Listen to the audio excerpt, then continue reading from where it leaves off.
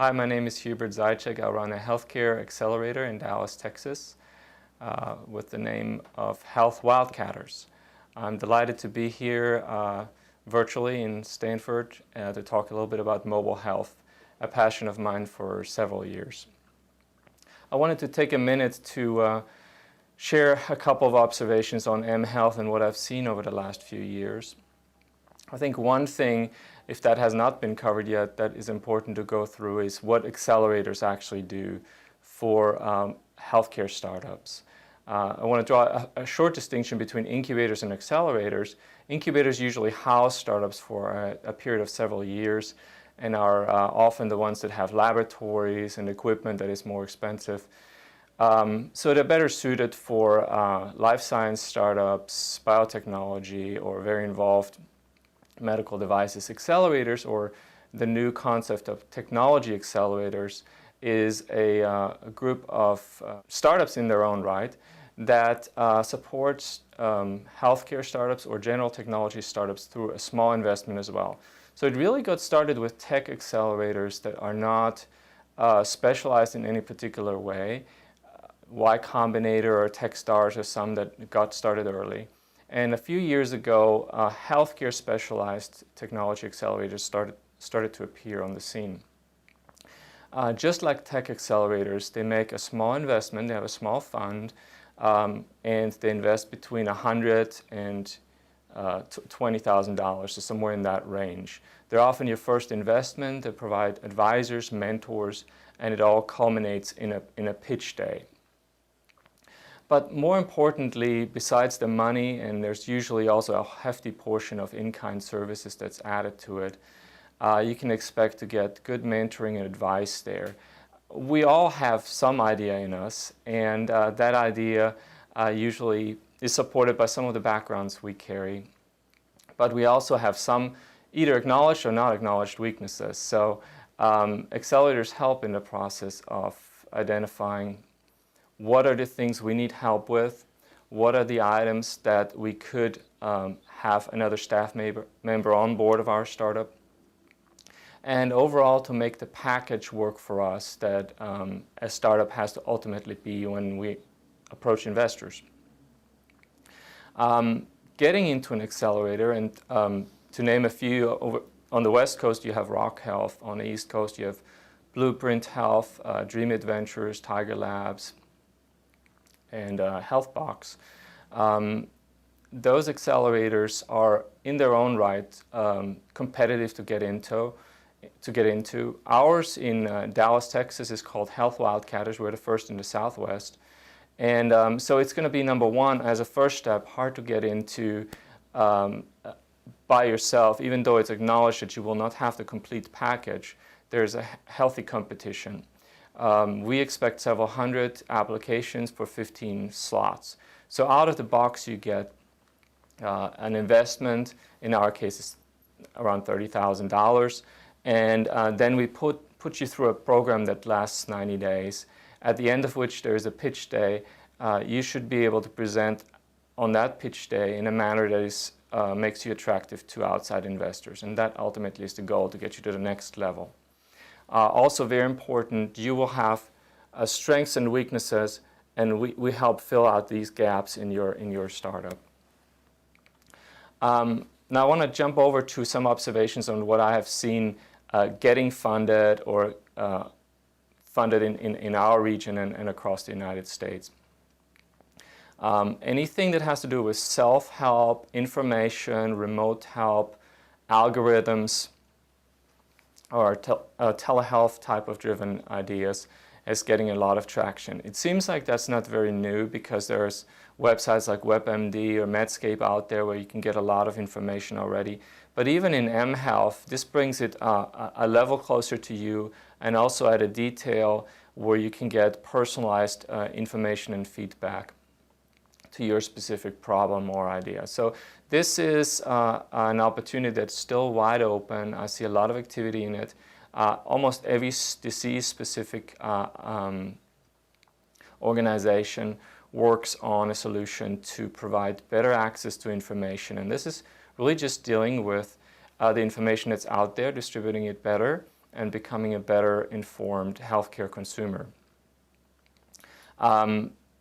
It also is a funnel that has that information out there and filters it to a level at which it becomes more accessible to you and more pre-digested, as I might say.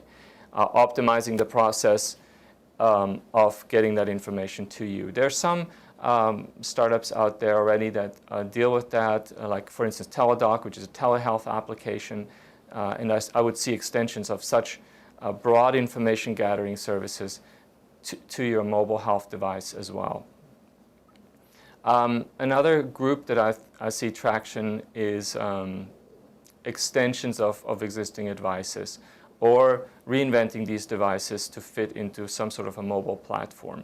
So that deals with home monitoring, remote monitoring, like virtual EKGs or remote monitoring devices at home that allow you to basically be the eyes and ears of a caregiver or a doctor in your natural setting to catch events that you might otherwise not catch, and also to keep track of your health overall.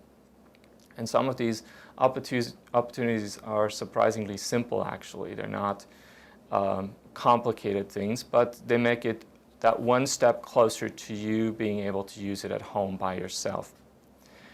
Some of this stuff is simple, but at the same time revolutionary. And that is really where mobile health kicks in at the whole new level. There are ideas that I've seen come across that deal with virtually any health condition that you can think of, and a way to interact with that health condition and your caregiver and your physician. Whether it's the EKG applications like AliveCor has that allow you to run an EKG off an iPhone, or a company called Sway Balance that allows you, with the help of an iPhone, to assess whether you've had a concussion and immediately give a green light on the sidelines to whether you can go back into the game or not.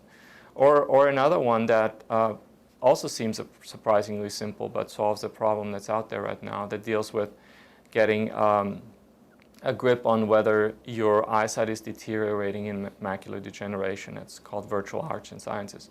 So we see a lot of those things where it really is a completely new paradigm with the help of a mobile phone or a remote access device.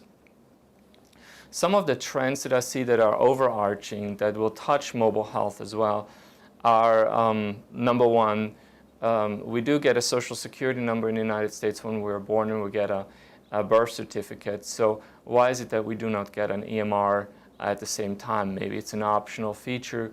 I certainly think it would be useful to have right from the get-go. Of course, that means it has to be interoperable with all the other systems that are out there. There has to be some sort of a standard, but it really doesn't make sense that we don't have that yet.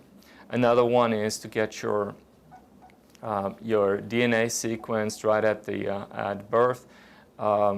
As you know, there are opportunities out there to get that done for about $1,000 already.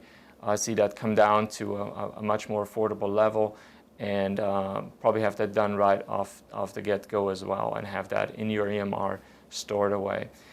But all that really just comes together once you have it in mHealth, in my opinion anyway. You carry your cell phone all the time with you, or you have access to other remote devices. And when we are willing to bank through our iPhone or exchange other sensitive information, it makes no sense that we wouldn't be willing to receive healthcare information or to track our healthcare status at all times as well. So another very simple, this is not a new trend, but another simple observation on you starting your healthcare venture in mHealth is that it should be faster, better, and cheaper. You hit those three, you're in the strike zone. Can you make it happen if one of those three is not affected? Yes, you can. It's just a harder battle. It doesn't really matter in what healthcare system you live in to make that work, but it's a little bit harder when you have to convince somebody that you're saving them money, because then the ROI calculation comes into play. The second trend, or another trend that I see, is simply the overarching theme of the empowerment of the healthcare consumer, and it's going to be called the healthcare consumer more and more as we have choices and demand information on pricing and access to certain healthcare services. We believe that the patient is something that really just that scenario really just happens when you're under anesthesia in the OR. At all other times, you're a healthcare consumer asking for certain healthcare, for certain quality, for certain information, and as such, you will be a discerning consumer wanting the best or wanting your money's worth. So that also means that people are taking their health seriously and are willing to monitor their health and are willing to proactively spend to stay healthy. Of course, into that equation comes the healthcare providers on the insurance side and the hospital side that are going to be more and more incentivized to keep you healthy, as in out of the hospital or away from pay events, in the case of the insurer. That is really something we all can subscribe to, because sick care is emergency care. It still will have its place, but anything that can be avoided, as in managing chronic diseases like diabetes, CHF. So another trend in healthcare is the hospitals and the insurers that are more and more incentivized to keep your healthcare dollars spent purpose-driven. The hospitals obviously are going to have to be incentivized to use the dollars wisely and to also be reimbursed for your health care as opposed to your sick care. We will still have, quote, sick events or emergency events, of course, and those will always have their place, but chronic diseases like CHF or diabetes or obesity will have to be monitored on an ongoing basis, and will be incentivized to keep people healthy and to keep them away from events that bring them to the hospital that are costly interventions. So with that said, I hope I gave you a little bit of insight on what my views are on mHealth and healthcare in general. I wish you a great course, and I look forward to more of these as they reach other universities and across the world. Good luck, and see you soon.